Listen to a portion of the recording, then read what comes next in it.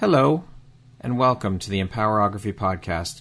This is a platform created for women's voices to be heard and a place to share their stories, journeys, and successes with the world for the purpose of helping other women who might be on similar journeys. We are empowering women one episode at a time. I'm your host, Brad Walsh, so kick back, grab one of your favorite beverages, and enjoy the stories.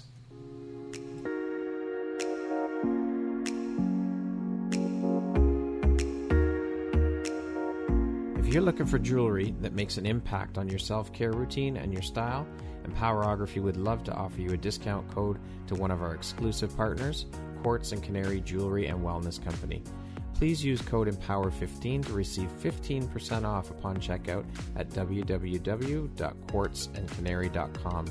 Quartz & Canary is truly the place where spirituality meets style. Hello there, Brad Walsh here, your host of the Empowerography Podcast. Today, my guest is Sara Annapolen. She is the owner and founder of Sara Joy. How are you doing today, Sara? I'm great. Thank you so much for having me. Well, thank you very much for taking the time to be here today and share a bit about your story and your journey with us here on the Empowerography Podcast.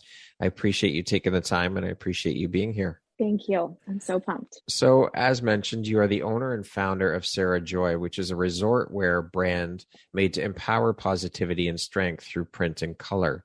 How long ago did you found and start Sara Joy? So I did a whole lot of research in the beginning, which was in 2019, and got my LLC in 2019 with a plan to launch for spring break in March of 2020, right when COVID hit. Right, there you go.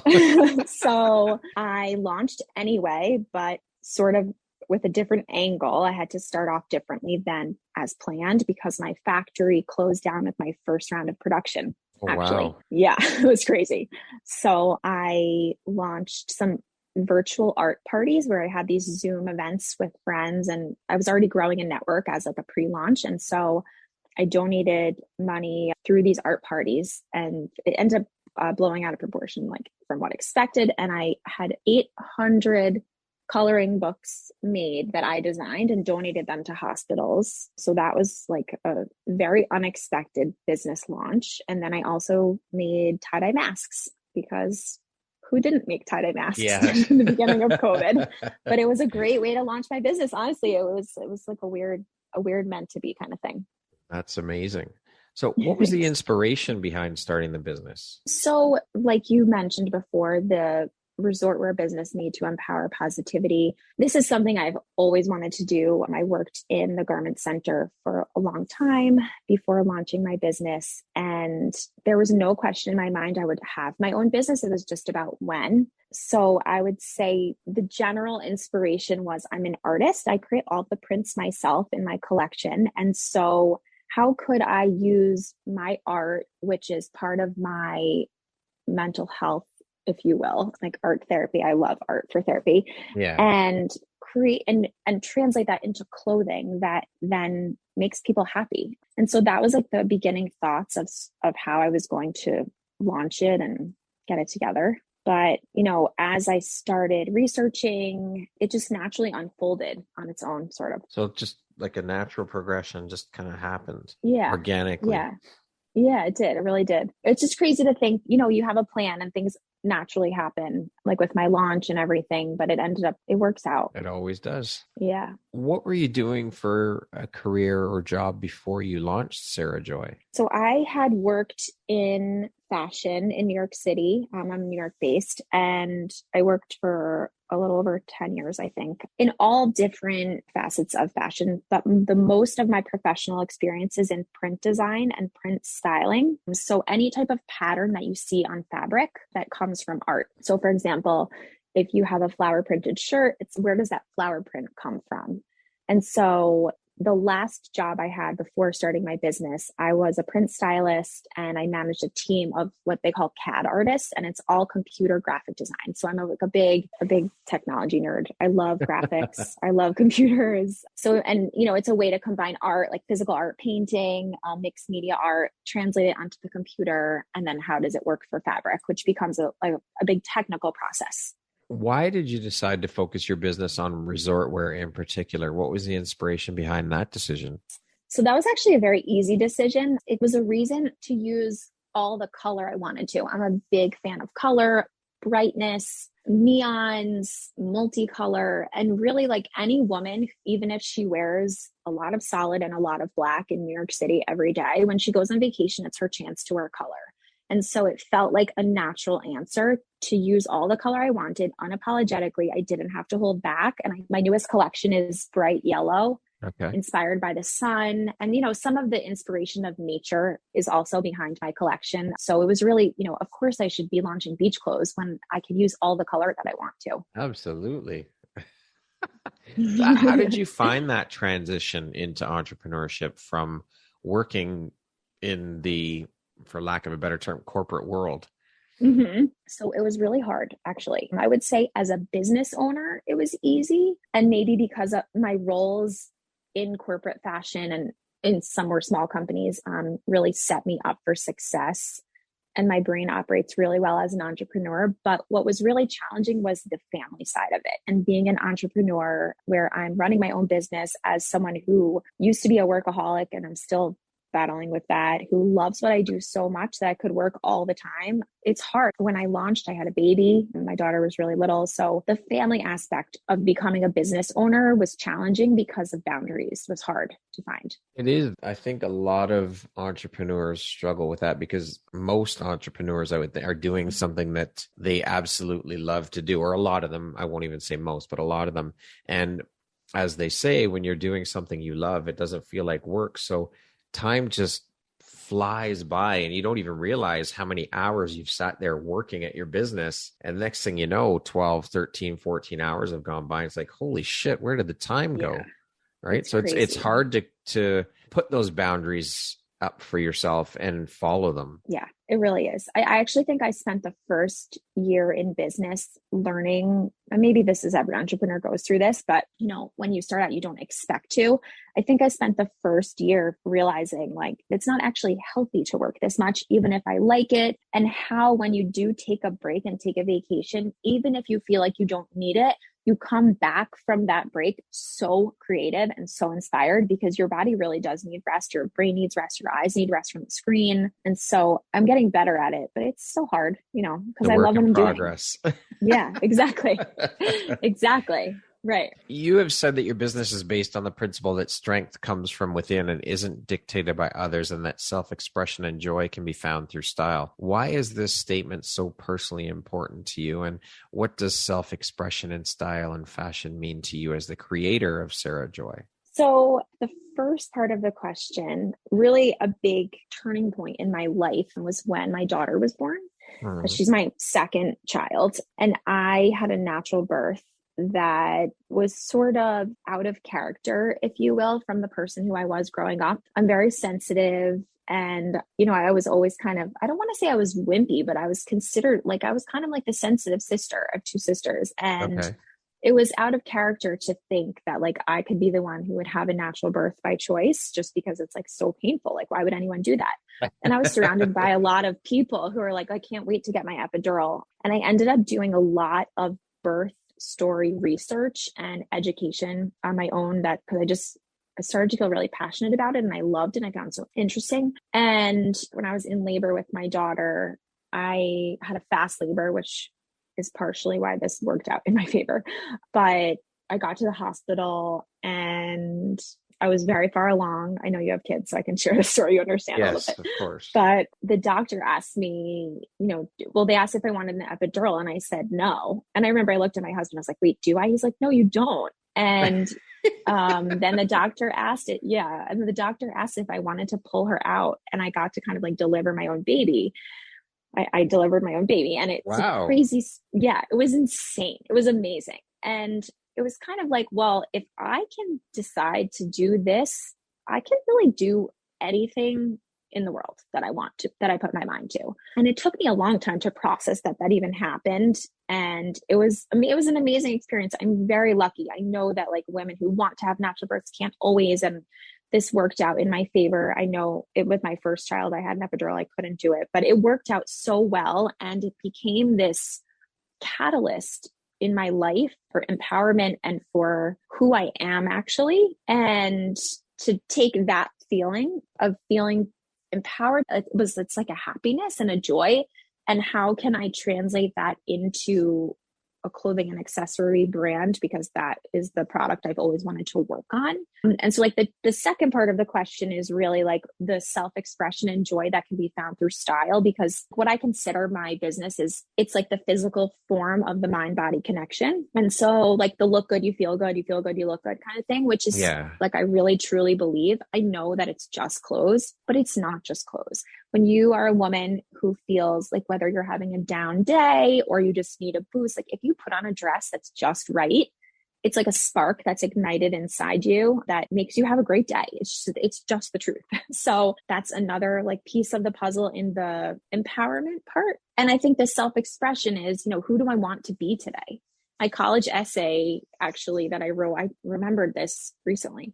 I wrote my college essay all about self-expression and style and how I could be a different person every day with a different outfit. I wish I could find it. I need to try and find it somewhere. So I don't know. Does that even answer your question? That was a long answer. No, absolutely. Okay. For sure. Okay. For sure. Yeah. When you look good, you feel good. Absolutely. Yeah. 100%. So it's really, how can I bottle up that feeling and share it with the world and get other women to feel that feeling? I love that mission. I think that's a beautiful mission. Thank you. You also say that your business strives to be a zero waste business that manufactures in small batches and using your waste fabric for new products. Can you speak a bit about that and why that's so personally important to you as a business owner? Yes. So I think that it's sort of an obvious with global warming and climate change and all these things that like, creating more stuff is not ideal, right? Like if we could all just like cut back on our stuff. Yeah. But that being said, like if this was my life's goal and my mission to create a collection of clothing, then how can I do it as mindfully as possible and almost like respectfully of the earth as possible? Yeah. So it's just a thought in the back of my mind. I create in small batches. I use digital printing, which uses less water. And then I create new products with my waste fabric. So each collection that comes out, the one that like shortly after follows will have like scrunchies made out of waste fabric. This season, I just launched braided belts. So it's a fun way so that there's no waste. That is very cool. Very smart business sense too. I mean, Thanks. was this something you set out to do right from the beginning, from when you started your business?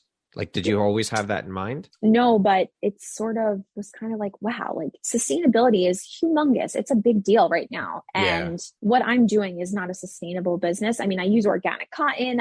But I don't want to consider myself a sustainable business, like by the true definition, but how can I be as mindful? I don't know. It came about naturally, but it wasn't something I set out to do. And then when I thought of it, it clicked, like it made sense. Like, let's use all of my fabric and let's be mindful in what we're doing here. Yeah, for sure. What are your long-term goals for Sara Joy? Where do you want to see the business in the next, say, 5 years? So this is a hard question because I don't think I spend enough time thinking about this. I really am so focused on like, the next week, the next month, the next 3 months. And then like now I'm thinking the next year, but I can't wait to see the collection grow. I'm working on new wholesale partnerships. Growing my community has been amazing, and my network. I think one of my favorite parts about this is meeting new people, meeting new customers who get to have that empowered and happy feeling from what I'm doing. So I guess in 5 years, I would love to be like, have more touch points to more people through stores, through events, nationwide. Globally. Yeah. Hell, let's go globally. Worldwide. Never mind nationwide. Let's go right. Why am I why am I selling myself short? Yeah. Stop playing small. Let's go big here. Right. Yeah. Europe. Let's keep going. Absolutely. Yeah. For sure. Now, I noticed on your website that your pieces are one size. Why did you decide to go that route for your pieces? Can you explain your decision behind doing things that way, as opposed to having your usual extra small, medium, large, extra large, double XL, all of that stuff? Yeah, sure. So this is a decision that is hopefully short term, but it really is a business decision. How can I bring this collection to market in the most practical way? Carrying sizing, you have to have more inventory. It's more expensive. And it was kind of like I laid out my business plan with how can I get myself as few barriers to entry, if you will, into doing this. And doing one size was sort of an obvious because I have to create less. It's easier. It's an accessory. What I'm creating is clothing, but it's kind of like an accessory type of clothing. because, you bring it to the beach. And so I create the styles with drawstrings, with tassel ties at the shoulders. And I'm definitely aware that it is not one size fits all. It's one size fits most. And I, without a doubt, hope to be growing into additional size ranges going forward. But for now, it's really just a smart business decision to test the waters, make sure that this is, well received, which it has been so far. And when the need comes for additional sizing, then we'll approach that when the time comes. So you personally design each piece in your collection, correct? Yes, I'm the only designer. I'm the only everything. You wear actually many, many hats. I wear all the hats. Yeah, as most solopreneurs do, right? Yes. Where are your pieces manufactured, and what were some of the deciding factors for you on where they are manufactured and how? So everything is made in India. I create the artwork here myself, and then I render it digitally for production standards. And then I work with my factory. And this was also a business decision similar to the sizing one. How can I get this business off the ground faster, more logically? And I have a factory that does everything. So they do, it's what you would call full garment production. So they do the fabric printing, the cut and sew, and the finishings all in one place. And they handle all of it for me, which as, one person running a business, then I don't have to be managing a fabric mill as well as a cut and sew factory and all the finishings in between and everything and the shipping costs. So it keeps costs down, and logistics are just easier with one person that I speak to. Oh, for sure. That just, definitely makes it much easier. It's like a blessing. Yeah. How many collections do you currently have available, and how often do you change up your collections or pieces or add to them? So it's kind of like a rolling additions depending on when things get here. And because I'm not fast fashion and I want these collections to last, I'm not in a rush to replace them as I grow, but I do launch 2 collections per year, one for summer and one for resort. So right now I have resort up because I'm New York based, for all the vacation season here. And then the big collection will be spring, summer, but really like a late spring, summer, so more like April. Okay.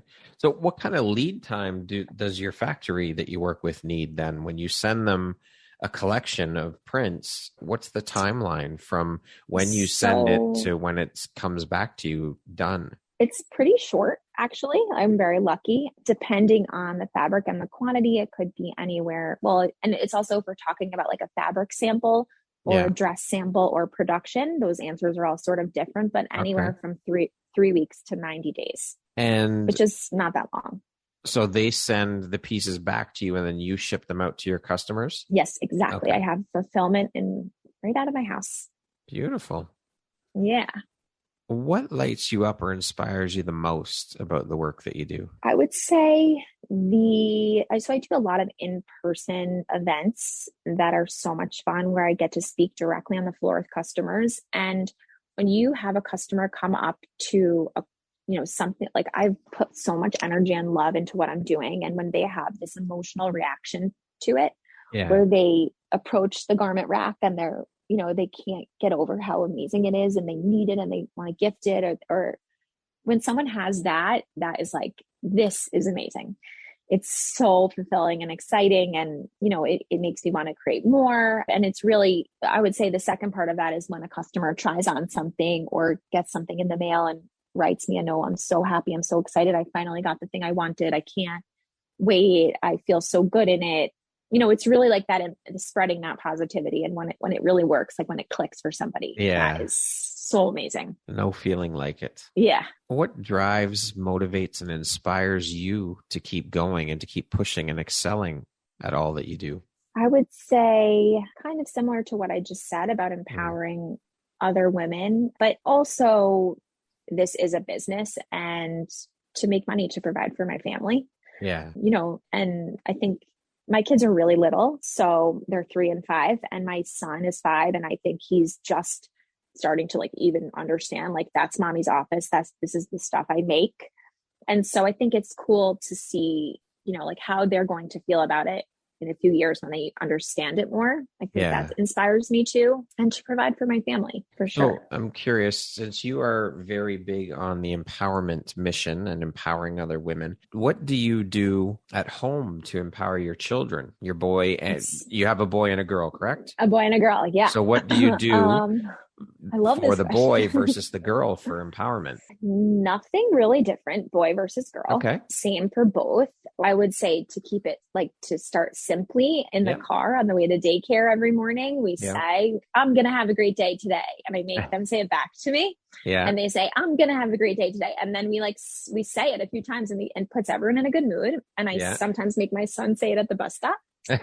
I once was given this advice in the mirror. Like when we're in the mirror, we say, I love my beautiful body. Yeah. To talk about like body positivity and just a lot of encouragement in art, actually, because that's my background and my passion. We do a lot of art projects here. And I think creating art as a child is one of the most amazing miracles in the world because children are not afraid to hold back and they're not afraid of what they put on paper like adults are. And so their art is so fascinating. And I think it can build confidence when they create art that's cool. And, you know, I don't know, cool is not the right word, but like when they create art, it's beautiful. And then it can be a way to say like, look what you made. This is so amazing. Even if it's a scribble, you know, and it's a way to build confidence. And I would say that this is not something I thought about before, but I think that is probably a way that I'm empowering my kids as well. Love it. Art is truly incredible. I think that these lessons of art should be, all kids should have to have art as a staple of their curriculum in schools, whether it be music, painting, drawing, whatever it is. I think so too. All of it. I actually truly believe adults should as well, because I think that art is like a form of meditation. For me, it's relaxing. It's like, even if it's doodling, even if it's drawing repetitive lines and circles, it's a way for your brain to like clock out and relax, and it's healthy. So, you know, I encourage every parent to sit down and color with their kid. If you feel like you can't do it alone, you know, it's a good excuse. Well, I mean, whatever form of art that may be to each individual, whether it be music or, like I said, painting, drawing, photography, all of it. I mean, art should be highly encouraged, I think. And yes, more adults need to get into the art world because of how beneficial the effects of it are. And I think that we as adults tend to forget what it's like to be a kid. As you mentioned, the innocence of kids with their art, and they're so free and they don't hold back and they don't care what comes out on the paper. I think we should practice some of these principles in life as adults, that it's okay to be a kid every once in a while. We shouldn't forget what it feels like to be a kid, and not just artistically, but just in general. Everywhere. Yeah. I so agree. And not everything needs to be so calculated. We're not robots. We're humans. Yes. With emotions. It's interesting when you said photography, it reminded me because also, so during the pandemic, I created a new ritual for myself where the only time I had for myself since my kids were home and they were even younger, obviously, is I would wake up really early and watch the sunrise, and I would take a photo of it. Yeah. And sort of, it would be like, look at this moment. Here I am, grateful to be alive. Like, you know, it was a really dark time, obviously. And I would take a picture of the beautiful, like colorful sunrise. And over time, now it's been 18 months or longer, who knows how long. And my son started witnessing me do it. And now in the mornings, sometimes if he thinks the sky looks pretty, he'll say, Mommy, where's your phone? Let's take a picture. I love it. And it's because it's so cute. And what I realize is like, I have taught my child, like, by, you know, they do what you do, not what you say. Yes. By doing this thing, I have taught my child to like pay attention to the sky. Like that is so cool. It is for sure. It's like become this form of like art that we do, where we're like, let's find the best sunrise every morning. It's like, this is amazing. Yeah. It's cool. Photography is truly, that's my art form. And I love that art form. And I mean, thinking about, you capture a moment in time that you can never, ever recapture again. That one split second can never be captured again the same way. Yeah. It's an powerful, amazing art form. It is. Yeah, it is. It's amazing. Sara, what do you think your unique skill set or superpower is that's helped you become successful? I would say my positive mindset and my positive outlook, which is sort of just how I was born and who I am. I've always been a positive person, but also another one that I just thought of is maybe the fact that I'm detail oriented. I want to say being detail oriented battles the word perfectionism, which is not a good thing. But if you could find the positive parts of being a perfectionist, like being detail oriented, I think has been part of my success. So speaking of success, how do you define the word success? What does that word mean to you personally? So someone actually just asked me this recently, and I've been thinking that one of my goals was to do this and start this business, and I'm doing it. And so I think that I'm successful because I'm doing it, because instead of just leaving it in my brain or on paper as a plan, I'm acting on it. And so I feel successful. Of course, there's the dollars and cents behind it, and there's the reactions person to person, store visit to store visit. But the fact that I'm acting on my dream and designing my own clothing line, like sometimes I have to pinch myself that I'm even doing it. Like I made this happen for myself. I'm like, this is insane. How did I even do this? So it's like, well, there you go. Like I'm successful because I'm doing it. Yeah. Beautiful. I love that. Thanks. What would you say is one of the most important things you've learned in your life? And what was your life like before learning it? And what was your life like after learning it?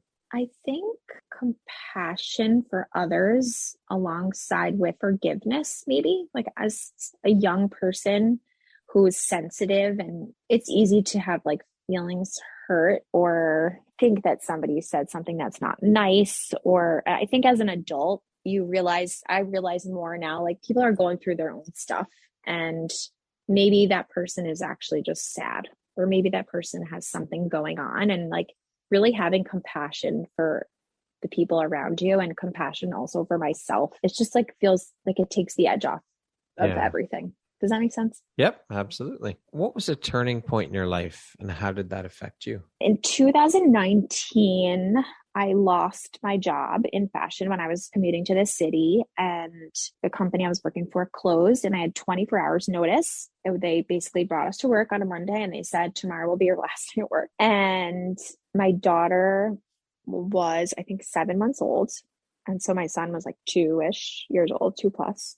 And that was like a starting point for me to launch this business, which I didn't realize at the moment, but it was in May of 2019. And that summer I spent every day walking for an hour by myself. I did a lot of meditating, a lot of listening to podcasts about entrepreneurship, and started to really put this idea together of my business that I'd always wanted to do. But I think that was really the universe saying like, okay, now it's time. You just lost your job. You have a baby. I didn't want to go look for another job. And I think if I hadn't lost my job, like maybe I wouldn't have taken the leap to do this. It was the push you needed. Yeah, definitely. That was an interesting summer, and like it really came together by the fall. Amazing. What makes you feel inspired or like your best self? Creating art for sure, because that's my relaxation and my favorite thing ever. But also my adult answer is exercise, which is something like maybe I wouldn't have always said, but I think like I've proven to myself over and over again, like if you get really like exercise, like really does work. It's scientifically, it really works. I'm a better wife. I'm a patient person. I'm a better daughter. I'm a more patient mom when I exercise. So both of those, I guess. Who would you say in your life has had the biggest impact on you, and why? So I'm going to say two answers for this one. My husband, for sure, in my more adult life, for sure, without a doubt, would not be here doing this business if he wasn't supporting me the way he is. He has, from day one, never questioned that, or never not taken me seriously in what I'm doing. And to any entrepreneur out there who's listening, with the right support system, more is possible, because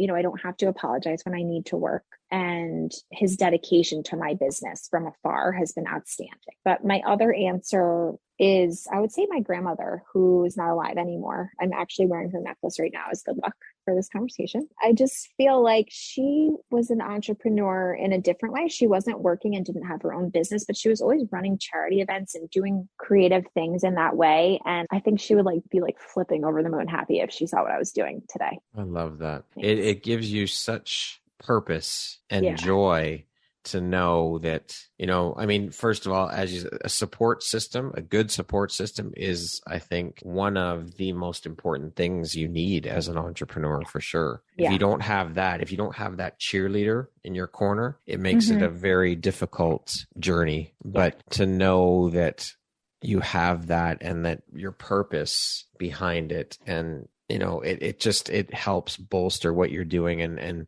feel good about what you're doing when you have that around you. Yeah. What does the word empowerment mean to you? I would say it's a feeling inside that is strength and a feeling that needs to be shared. I think it's like when you feel empowered, you need to share it with people, and people need to know, but also you want them to feel that feeling as well. And there's also a pride that comes with it. I feel this good and I'm so excited for myself. Does that make sense? And it's amazing. It's an amazing feeling to feel empowered. In one word, it's strength. What's the most recent investment you've made in yourself, Sara? I'm going to go with patience and that whole self-compassion thing and not racing the calendar. And if things don't get done, the world doesn't fall apart. Racing the calendar. I love that. Because otherwise you're just always racing the calendar and time disappears, and it's hard to manage all these things, and also build Legos and make lunches and do the laundry, all the mom things, right? All the other things that, it's hard. So sometimes it's like surrendering to, I guess maybe surrendering is a good word, surrendering to it's okay to take a break and not beating myself up. I'm getting better at that for sure. Yeah, that's key for sure. Yeah. What would you say is one of your biggest life lessons or teachable moments, and what did you learn from it? Maybe not putting too much pressure on certain things, like if there was a store I wanted to get into or something and it felt like a failure, or maybe stressing too much about things, and then it's moving on. I don't know, learning how to move on. If you were writing your autobiography, what would the title be? This is such a hard question. Oh my God. Sunshine. I think sunshine ties in very well with your company. Sunshine. Yeah, I think sunshine. Okay. We're going to jump into a little rapid fire section here. So the next grouping of questions just be 3 4-word answers. Okay. Okay. How would you describe yourself in one word? Happy. I'm surprised you didn't say sunshine. Colorful. Happy and colorful. It's 2 words. What would your family and friends list as a couple of your best characteristics? Positivity, silliness, joyful, sparkly, colorful, sensitive. I cry a lot. If you could teach the world one thing, what would it be? Kindness to each other. What's one thing you want but cannot buy with money? More patience with my children. That's a difficult one for sure. It's impossible. Yes. Kids are very trying. Oh my gosh, they are. If you could change one thing about the world, what would you change? Oh my God, I don't even know. If I could change one thing about the world, COVID would be over. Oh my God. I don't know. Climate change, gun control. So I wouldn't have to worry about guns in my kids' schools. I don't that people would be nice to each other, that people would just be nice. Yeah. Or maybe, I don't know. There's a lot of big ones. Let's go with the nice one. Yeah. Entrepreneur life is? So much fun. The mom life is? Beautiful circus. I love that. Definitely. That's a great one. I love that. It's a beautiful circus, right? Yeah. What's your favorite stress reducing activity? Coloring with markers. That concludes our rapid fire section. Now back to our regularly scheduled program. Okay. Can you tell me about a moment when a person's kindness made a difference in your life? Yeah, sure. When I was first launching my business, I met someone locally who became a mentor and now a friend, who really gave me some amazing guidance in business development that set me on the path for success without a doubt. And a cheerleader, someone in your corner supporting. Yeah, really. A real cheerleader who has continued to stay that way. And in the beginning, when we didn't know each other, it was, it felt like, why do I even deserve this kindness? This is amazing. Yeah. But she believed in me, and it's cool. What would you say are the top 3 skills needed to be a successful entrepreneur? Flexibility, for sure. Trust in the flow of things, how they're going, and boundaries. Yeah. That's a good one. Boundaries. It's a hard one, though. Oh, for sure. That's a very hard lesson. Definitely. I don't even think that's just necessarily relatable to entrepreneurship. I think life. It's like life. Yeah. Life. Oh my God, life. Yeah, it's a hard one. What is the most entrepreneurial thing about you? I think I'm good at wearing a lot of hats and changing focus quickly. Those are necessary skill sets to have for sure. Yeah. What does the best version of you look like, Sara, when you close your eyes and imagine it? Like with a tan on the beach with a margarita in my hand. Or also maybe like just really content designing in my office and like, I don't know, going out to dinner with my husband after to celebrate getting into a new store, something like that. Yeah. Okay. Are those good answers? Yep, for sure. What is your personal motto? Trust the process. That's a good Trust one. the I like process. that. Yeah, trust the process. If you could set up a billboard anywhere, where would you put it and what would it say? I think it would be a billboard anywhere. It would have a picture of something from my collection this year that's rainbow colored, really colorful, really beautiful shot of my sarong. That's like my signature print. And it would say, life's not that serious, wear color, something like that. I love it. And I would put it like, oh my God, I don't know, in Times Square. There you go. I knew that was going to be your answer. In Times Square on Fashion Week. No, I put it about like Lincoln Center on Fashion Week. You know, something like that. Yeah. Something about wearing color for sure. If you could step into my shoes, what would you have asked yourself that I didn't ask you? I don't even know if I have an answer. You've asked me such good questions. Thank you. Yeah. Yeah. Maybe more about my design process because it's fun to share, but I think this was so fabulous. Okay, well, why don't you tell us a bit about your design process then? Okay. I would say sharing more about my artwork that I create for my prints. Because I like to emphasize that. I think it's important that it be known because then, you know, everything I create is unique and you won't find it anywhere else. I have a blue sarong that comes from a watercolor painting I did.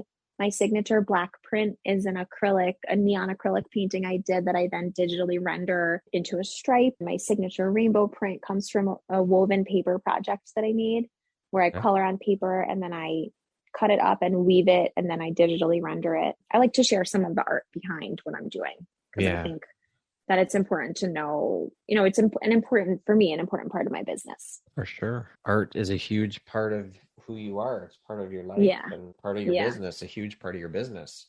Mm-hmm.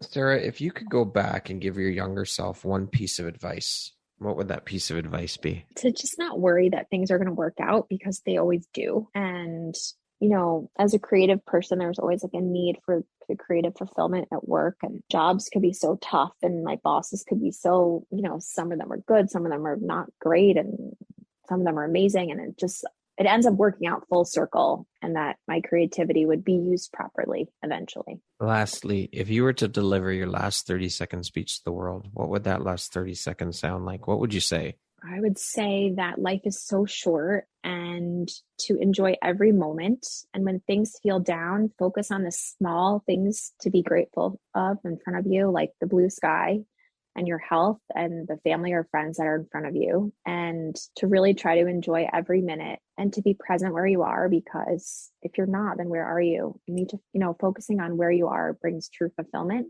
And life is also not that serious to be silly. Yeah, kid again. And laugh, you know, and encourage laughter because it's good for you. Love it.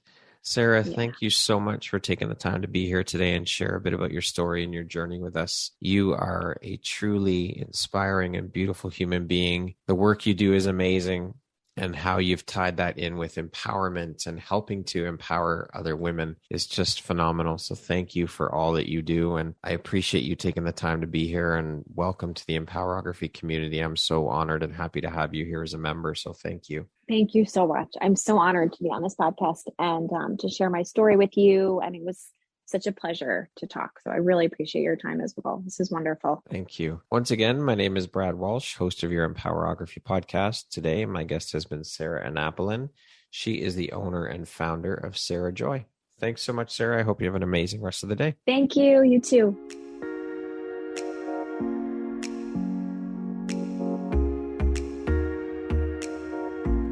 Thank you very much for listening to this podcast. If you haven't yet, please be sure to subscribe, rate, review, and share with all your friends. You can find me at visuphoria.ca and follow me on Instagram at Empowerography Podcast and on Facebook at Empowerography. Please join me next time for another inspirational story from yet another amazing woman.